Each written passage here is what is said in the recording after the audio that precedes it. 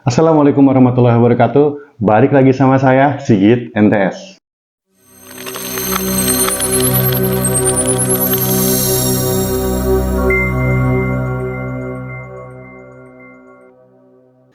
Dalam video kali ini, saya nggak akan bahas tentang kasus kriminal. Karena hari ini merupakan Hari Bayangkara, yang merupakan ulang tahun Kepolisian Negara Republik Indonesia. Khusus video kali ini, saya akan bahas sejarah polisi nih, Mang. Mulai dari masa penjajahan sampai dengan saat ini. Tapi sebelum itu, saya mau ngucapin dulu nih, Dirgahayu Bayangkara ke-77 dengan tema Polri Presisi untuk Negeri, Pemilu Damai menuju Indonesia Emas. Polri adalah singkatan dari Kepolisian Negara Republik Indonesia. Polri merupakan lembaga keamanan yang bertugas menjaga keamanan dan ketertiban masyarakat. Polri didirikan secara resmi nih pada tanggal 1 Juli tahun 1946. Tanggal 1 Juli inilah yang setiap tahun diperingati sebagai Hari Bayangkara hingga saat ini. Nah, pada zaman kerajaan Majapahit nih, Mang, pada saat itu Mahapati Gajah Mada yang merupakan panglima tertinggi kerajaan Majapahit memikirkan suatu ide gagasan nih, Mang, tentang pasukan yang akan dibuat untuk menjaga keamanan kerajaan Majapahit. Mahapati Gajah Mada kemudian membentuk nih suatu pasukan pengamanan yang disebut dengan pasukan Bayangkara. Pasukan Bayangkara ini dibentuk dan dilatih untuk melindungi Raja Majapahit dan menjaga keamanan kerajaan Majapahit pada saat itu.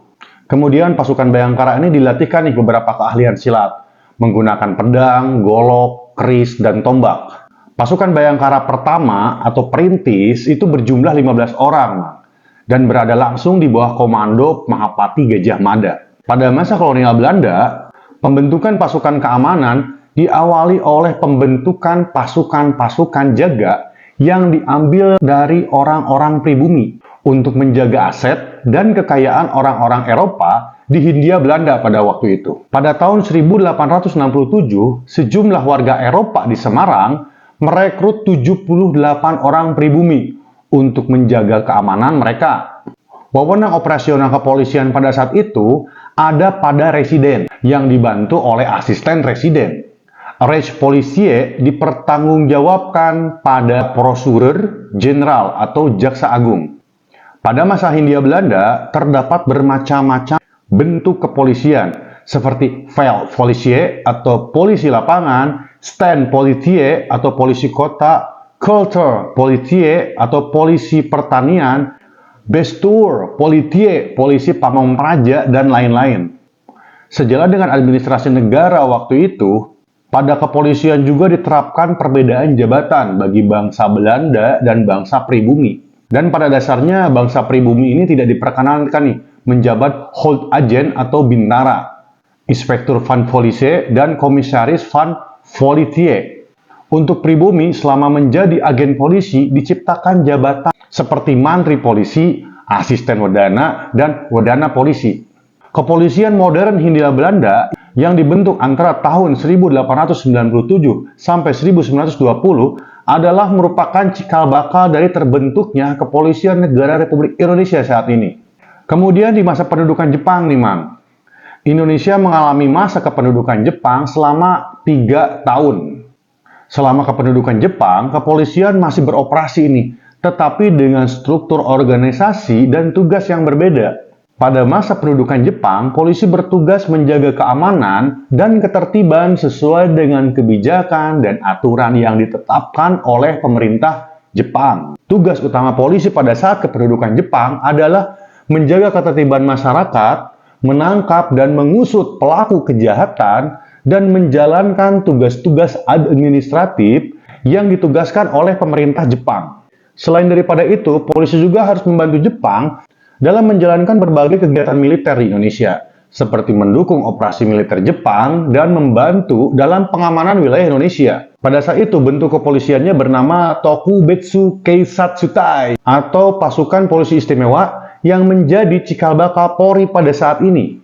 Pada masa itu, Jepang juga membagi wilayah kepolisian Indonesia menjadi beberapa wilayah. Di antaranya adalah Kepolisian Jawa dan Madura yang berpusat di Jakarta, kemudian Kepolisian Sumatera yang berpusat di Bukit Tinggi, Kepolisian Wilayah Indonesia Timur yang berpusat di Makassar, dan Kepolisian Kalimantan yang berpusat di Banjarmasin. Tiap-tiap kantor polisi di daerah, meskipun dikepalai oleh seorang pejabat kepolisian bangsa Indonesia, tapi selalu didampingi nih oleh pejabat Jepang yang disebut Shidokan, yang dalam praktek di lapangan lebih berkuasa daripada kepala polisi wilayah. Tidak lama setelah Jepang menyerah tanpa syarat kepada sekutu, pemerintah militer Jepang membubarkan peta dan gyugun, sedangkan polisi tetap bertugas. Termasuk waktu Soekarno-Hatta memproklamasikan kemerdekaan Indonesia pada tanggal 17 Agustus tahun 1945. Secara resmi, kepolisian menjadi Kepolisian Indonesia yang Merdeka. Pada tanggal 19 Agustus tahun 1945 dibentuk Badan Kepolisian Negara atau BKN oleh Panitia Persiapan Kemerdekaan Indonesia atau PPKI. Kemudian Inspektur Kelas 1 atau Letnan 1 Polisi Muhammad Yasin, Komandan Polisi di Surabaya, pada tanggal 21 Agustus tahun 1945 memproklamasikan Pasukan Polisi Republik Indonesia atau PRI. Pada tanggal 29 September 1945, Presiden Soekarno melantik R.S. Sukanto Tjokrodiatmojo menjadi Kepala Kepolisian Negara atau KKN. Pada awalnya kepolisian berada dalam lingkungan Kementerian Dalam Negeri dengan nama Jawatan Kepolisian Negara yang hanya bertanggung jawab masalah administrasinya saja. Sedangkan masalah operasional bertanggung jawab kepada Jaksa Agung. Kemudian mulai tanggal 1 Juli tahun 1946 dengan penetapan pemerintah tahun 1946 nomor 11, Jawatan Kepolisian Negara bertanggung jawab langsung kepada Perdana Menteri. Dan tanggal 1 Juli inilah yang setiap tahun diperingati sebagai Hari Bayangkara hingga saat ini. Sebagai bangsa dan negara yang berjuang mempertahankan kemerdekaan, maka polisi di samping bertugas sebagai penegak hukum, juga ikut bertempur di seluruh wilayah Indonesia. Polisi saat itu menyatakan dirinya kombatan yang tidak tunduk pada Konvensi Jenewa. Polisi juga bersama dengan Tentara Keamanan Rakyat berjuang untuk melawan penjajah Belanda yang kembali ke Indonesia untuk menjajah Indonesia kembali. Polisi yang berjuang bersama dengan Tentara Keamanan Rakyat bernama Polisi Istimewa, dan barisan polisi istimewa ini kemudian pada tanggal 14 November tahun 1946, seluruh kesatuan polisi istimewa, barisan polisi istimewa, dan polisi istimewa dilebur menjadi satu dengan nama Mobile Brigade atau Mobrik. Pada 1 Agustus tahun 1947, Mobrik dijadikan satuan militer. Dalam kapasitasnya ini, Mobrik terlibat dalam menghadapi berbagai gejolak di dalam negeri bersama dengan Tentara Nasional Indonesia. Kemudian pada masa kabinet presidensial pada tanggal 4 Februari tahun 1948 dikeluarkan TAP Pemerintah nomor 1/1948 yang menetapkan bahwa polisi dipimpin langsung oleh presiden atau wakil presiden dalam kedudukan sebagai Perdana Menteri atau wakil Perdana Menteri. Lalu pada masa revolusi fisik, Kapolri Jenderal Polisi R.S. Sukanto telah memulai menata organisasi kepolisian di seluruh wilayah Republik Indonesia. Pada tanggal 22 Desember tahun 1948, pada pemerintahan darurat RI atau PDRI yang diketuai oleh Mr. Safrudin, Prawira Negara yang berkedudukan di Sumatera Tengah, jawatan kepolisian dipimpin oleh Kombes Pol Umar Said. Hasil konferensi meja bundar antara Indonesia dengan Belanda dibentuk Republik Indonesia Serikat. Maka R.S. Sukanto diangkat sebagai Kepala Jawatan Kepolisian Negara Republik Indonesia Serikat. Dengan Kepres RIS nomor 22 tahun 1950 dinyatakan bahwa Jawatan Kepolisian Republik Indonesia Serikat dalam kebijaksanaan politik polisional berada di bawah Perdana Menteri dengan pelantaraan Jaksa Agung. Sedangkan dalam hal administratif atau administrasi dipertanggungjawabkan kepada Menteri Dalam Negeri. Pada tanggal 7 Juni tahun 1950 dengan TAP Presiden RIS nomor 150, organisasi-organisasi kepolisian negara-negara bagian disatukan dalam Jawatan Kepolisian Indonesia. Dalam peleburan tersebut disadari nih, perlu adanya kepolisian negara yang dipimpin secara sentral, baik di bidang kebijaksanaan, siasat kepolisian, maupun administrasi. Dengan dibentuknya Negara Kesatuan pada tanggal 17 Agustus tahun 1950 dan diberlakukannya Undang-Undang Dasar Sementara tahun 1950 yang menganut sistem parlemen, Kepala Kepolisian Negara tetap dijabat oleh R.S. Sukanto yang bertanggung jawab kepada Perdana Menteri atau Presiden. Kedudukan polisi kembali ke Jakarta. Karena belum ada kantor nih, digunakanlah bekas kantor Hof van de Dienst der Algemene Politie, susah banget sih, di gedung Departemen Dalam Negeri. Kemudian R.S. Sukanto merencanakan kantor sendiri nih di Jalan Trunojoyo 3, Kebayoran Baru, Jakarta Selatan, dengan sebutan Markas Besar Jawatan Kepolisian Negara Republik Indonesia, yang menjadi markas besar kepolisian sampai dengan saat ini. Ketika itu menjadi gedung perkantoran termegah setelah Istana Negara. Sampai dengan periode ini, kepolisian berstatus tersendiri antara sipil dan militer yang memiliki organisasi dan peraturan gaji tersendiri. Anggota polisi terorganisir dalam Persatuan Pegawai Polisi Republik Indonesia atau P3RI dan tidak ikut dalam Korpri. Sedangkan bagi istri polisi, semenjak zaman revolusi sudah membentuk organisasi yang sampai sekarang dikenal dengan nama Bayangkari dan tidak ikut dalam Dharma Wanita ataupun Dharma Pertiwi. Organisasi P3RI dan Bayangkari ini memiliki ketua dan pengurus secara demokratis dan pernah ikut pemilu pada tahun 1955 yang memenangkan kursi di Konstituente dan Parlemen. Pada waktu itu semua gaji pegawai negeri berada di bawah gaji Angkatan Perang. Namun P3RI memperjuangkan perbaikan gaji dan berhasil melahirkan peraturan gaji polisi atau PG-POL, di mana gaji polisi relatif lebih baik dibanding dengan gaji pegawai negeri lainnya, mengacu pada standar PBB. Dengan dekret Presiden 5 Juli tahun 1959, setelah kegagalan Konstituante, Indonesia kembali ke Undang-Undang Dasar 1945. Namun dalam pelaksanaannya kemudian banyak nih menyimpang dari Undang-Undang Dasar 1945. Pada tanggal 13 Juli tahun 1959, dengan Kepres nomor 154/1959, Kapolri juga menjabat sebagai Menteri Muda Kepolisian dan Menteri Muda Veteran. Pada tanggal 26 Agustus tahun 1959, dengan Surat Edaran Menteri Pertama nomor 1/MP/RI 1959, ditetapkan sebutan Kepala Kepolisian Negara diubah menjadi Menteri Muda Kepolisian yang memimpin Departemen Kepolisian. Pada waktu itu Presiden Soekarno menyatakan akan membentuk ABRI yang terdiri dari Angkatan Perang dan Angkatan Kepolisian. R.S. Sukanto menyampaikan keberatannya dengan alasan untuk menjaga profesionalisme kepolisian. Lalu pada tanggal 15 Desember tahun 1959, R.S. Sukanto mengundurkan diri nih setelah menjabat sebagai Kapolri atau Menteri Muda Kepolisian. Kemudian dengan TAP MPR nomor 2 dan nomor 3 tahun 1960 dinyatakan bahwa ABRI terdiri dari Angkatan Perang dan Polisi Negara. Lalu berdasarkan keputusan Presiden nomor 21 tahun 1960, sebutan Menteri Muda Kepolisian ditiadakan dan selanjutnya disebut Menteri Kepolisian Negara bersama Angkatan Perang lainnya dan dimasukkan dalam bidang keamanan nasional. Lanjut lagi nih, Mang. Kemudian tanggal 19 Juni tahun 1961, DPR mengesahkan Undang-Undang Pokok Kepolisian nomor 13 tahun 1961. Dalam undang-undang ini dinyatakan bahwa kedudukan Polri sebagai salah satu unsur dari ABRI yang sama dan sederajat dengan TNI AD, TNI AL, dan TNI AU. Sebutan pada saat itu adalah Angkatan Kepolisian.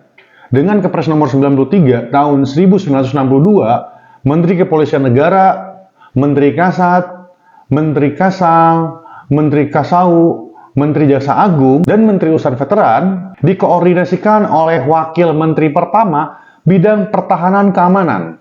Dengan Kepres nomor 134/1962, Menteri Kepolisian Negara diganti menjadi Menteri atau Kepala Staf Angkatan Kepolisian. atau disebut Menkasak. Kemudian sebutan Menkasak diganti lagi nih menjadi Menteri atau Panglima Angkatan Kepolisian atau disebut Mengpangak dan langsung bertanggung jawab kepada Presiden sebagai kepala pemerintahan negara. Dan dengan Kepres nomor 290 tahun 1964, kedudukan, tugas, dan tanggung jawab Polri ditentukan sebagai berikut. Yang pertama adalah alat negara penegak hukum. Kemudian koordinator Polsus, ikut serta dalam pertahanan, pembinaan Kamtibmas, pekaryaan, dan sebagai alat revolusi. Berdasarkan Kepres nomor 155/1965 tanggal 6 Juli tahun 1965, pendidikan akabri disamakan bagi Angkatan Perang dan Polri selama 1 tahun di Magelang. Sementara pada tahun 1964 dan 1965, pengaruh PKI bertambah besar karena politik Nasakom Presiden Soekarno. Dan PKI mulai menyusupi, mempengaruhi sebagian anggota ABRI dari keempat angkatan. Karena pengalaman yang pahit dari peristiwa G30 SPKI yang mencerminkan tidak adanya integrasi antar unsur-unsur ABRI, maka untuk meningkatkan integrasi ABRI, pada tahun 1967 dengan SK Presiden nomor 132/1967 tanggal 24 Agustus tahun 1967 ditetapkan pokok-pokok organisasi dan prosedur bidang keamanan dan pertahanan yang menyatakan ABRI merupakan bagian dari organisasi Departemen Pertahanan dan Keamanan yang meliputi Angkatan Darat, Angkatan Laut, Angkatan Udara, dan Angkatan Kepolisian, yang masing-masing dipimpin oleh Panglima Angkatan dan bertanggung jawab atas pelaksanaan tugas dan kewajibannya kepada Menteri Pertahanan dan Keamanan atau Pangab dan Jenderal Soeharto sebagai Menhankam Pangab yang pertama. Setelah Jenderal Soeharto dipilih sebagai presiden pada tahun 1968, jabatan Menhankam Pangab berpindah kepada Jenderal M. Panggabean. Kemudian ternyata betapa ketatnya nih integrasi ini, yang dampaknya sangat menyulitkan bagi perkembangan Polri yang secara universal memang bukan angkatan perang. Pada tahun 1969, dengan Kepres nomor 52 tahun 1969, sebutan Panglima Angkatan Kepolisian diganti kembali sesuai dengan Undang-Undang nomor 13 tahun 1961 menjadi Kepala Kepolisian Negara Republik Indonesia. Namun singkatannya tidak lagi KKN, tetapi Kapolri. Pergantian sebutan ini diresmikan pada tanggal 1 Juli tahun 1969. Kemudian pada HUT ABRI tanggal 5 Oktober tahun 1969, sebutan Panglima Angkatan Darat, Angkatan Laut, Angkatan Udara, dan Angkatan Kepolisian diganti menjadi Kepala Staf Angkatan. Sejak bergulirnya reformasi pemerintahan tahun 1998, terjadi banyak perubahan yang cukup besar, ditandai dengan jatuhnya pemerintahan Orde Baru yang kemudian digantikan oleh pemerintahan reformasi di bawah pimpinan Presiden B.J. Habibie. Di tengah maraknya berbagai tuntutan masyarakat dalam penuntasan reformasi, muncul tuntutan agar Polri dikeluarkan dari ABRI, dengan harapan Polri menjadi lembaga yang profesional dan mandiri, jauh dari intervensi pihak lain dalam penegakan hukum. Sejak 5 Oktober tahun 1998 muncul perdebatan di sekitar Presiden yang menginginkan pemisahan Polri dan ABRI. Dalam tubuh Polri sendiri sudah banyak nih bermunculan aspirasi-aspirasi yang serupa. Isyarat tersebut kemudian direalisasikan oleh Presiden Baharudin Yusuf Habibie melalui instruksi Presiden nomor 2 tahun 1999 yang menyatakan bahwa Polri dipisahkan dari ABRI.